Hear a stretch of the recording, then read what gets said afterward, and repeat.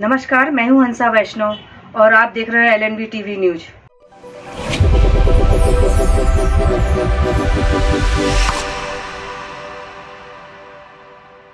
नमस्कार, स्वागत है आपका। मैं हूं डॉक्टर एल.एन. वैष्णव। जल है तो कल है और कल है तो हम हैं, और इसीलिए जल संरक्षण और संवर्धन को लेकर चिंता भी व्यक्त की जा रही है और उस पर कार्य भी चल रहा है। भारत सरकार की बात करें या मध्य प्रदेश सरकार की, लगातार योजना पर कार्य चल रहा है, लेकिन योजनाओं को मूर्त रूप देने की जवाबदारी होती है किसी न किसी विभाग की। अब विभाग में कुछ ऐसे अधिकारी या कर्मचारी अगर आ जाए जो लापरवाह हो, तो फिर निश्चित रूप से योजना में पलीता लगना प्रारंभ हो जाता है। ऐसा ही मामला मध्य प्रदेश के दमोह जिले के अंतर्गत आने वाले एक क्षेत्र का है, जिस क्षेत्र का प्रतिनिधित्व कर रहे हैं एक विधायक मध्य प्रदेश सरकार में मंत्री के रूप में। जी हाँ, बात कर रहे हैं हम नोहटा के। नोहटा नगर के रहने वाले जवेरा क्षेत्र के विधानसभा क्षेत्र के विधायक धर्मेंद्र सहलोधी, जो कि मध्य प्रदेश सरकार में पर्यटन, संस्कृति, धर्मस्व मंत्री हैं।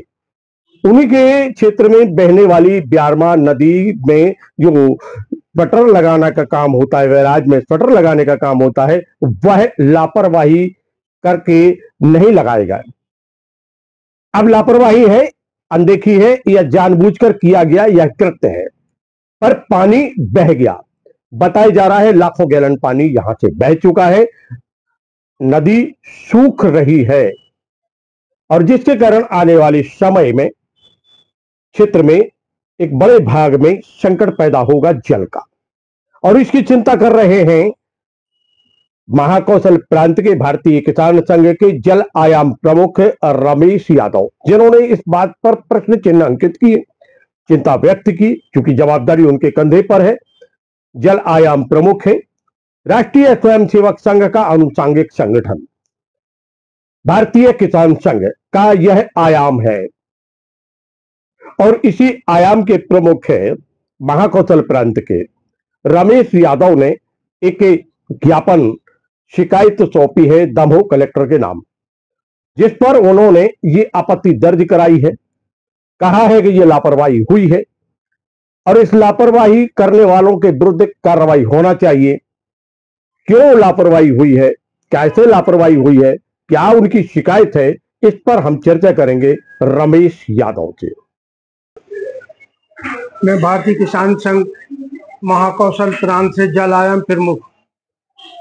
यह दमोह जिले में जल संसाधन विभाग द्वारा नोहटा रेस्ट हाउस के पीछे गोपालपुरा बैराज बनाया गया है, और उस बैराज में 2 गेट बनाए गए हैं। गेट के अंदर शटर लगाए जाते हैं पानी को रोकने के लिए।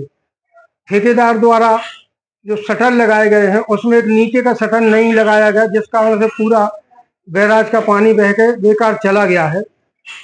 इस संबंध में आज जन सुनवाई में कलेक्टर महोदय को एक शिकायत पत्र दिया है। पूर्व में भी किसान संघ द्वारा समस्त गेटों के लिए बंद करने के लिए ज्ञापन सौंपा गया था, लेकिन विभागीय अधिकारी इतने बेखौफ हो गए हैं कि नोहटा में जो अपना जो बना हुआ है बैराज, वहाँ विधायक का निवास है, और वहाँ का बैराज में इतनी लापरवाही बरती जा रही, ये घोर लापरवाही है।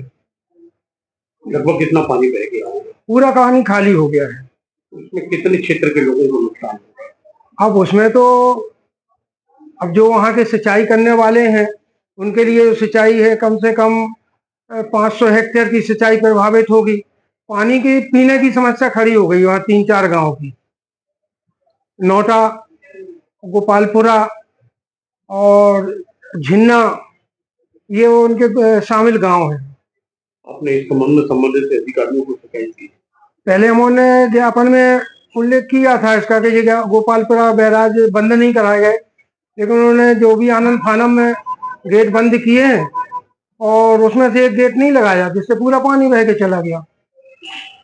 तो मित्रों, ये थे रमेश यादव, जल आयाम प्रमुख भारतीय किसान संघ महाकौशल प्रांत, जिन्होंने पूरी बात को बेबाक तरीके से रखा है। उन्होंने आरोप लगाए हैं, और जो आरोप लगाए हैं वो गंभीर है। प्रशासन को इस पर चिंता करना पड़ेगी, दोषियों पर कार्रवाई करना चाहिए, क्योंकि इनकी लापरवाही के चलते या अनदेखी के चलते या किसी मिली भगत के चलते लाखों गैलन पानी बह गया। और जिम्मेदारी तो अब तय होती है, कार्रवाई होना चाहिए, अवश्य होना चाहिए। कितनी होती है, किस पर होती है, आने वाला वक्त बताएगा। पर चर्चाओं का बाजार इस बात को लेकर गर्म है कि प्रदेश सरकार के एक मंत्री के गृहनगर में ये लाखों गैलन पानी बह गया और उसी पुल से, उसी नदी के पास से उनके लोग यानी मंत्री जी और उनके परिजन प्रतिदिन निकलते हैं और घूमते भी हैं, लेकिन उनकी नजर आखिर इस पर क्यों नहीं पड़ रही है, इस बात पर भी प्रश्न चिन्ह अंकित हो रहे हैं।